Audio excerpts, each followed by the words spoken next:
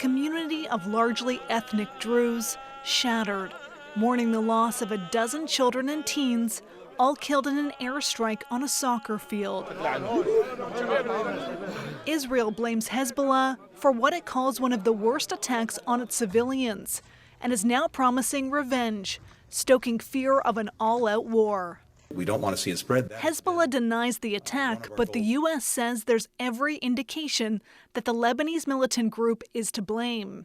We're in conversations with the government of Israel, and again, I emphasize its right to defend its citizens, but we also don't want to see the conflict escalate.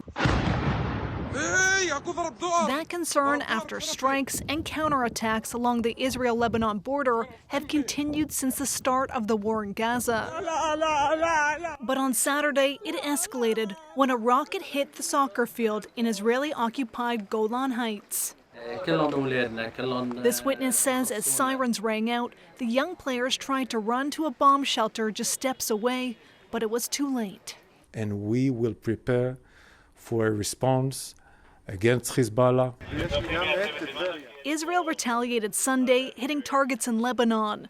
No signs yet of a major escalation, but there's fear that could still happen if domestic pressure mounts. Israel's prime minister rushed back from his trip to Washington to meet with his cabinet. Benjamin Netanyahu vowing to not overlook the strike.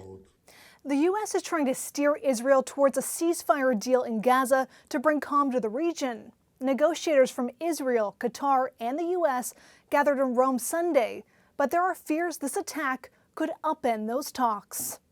Ashley Burke, CBC News, Washington.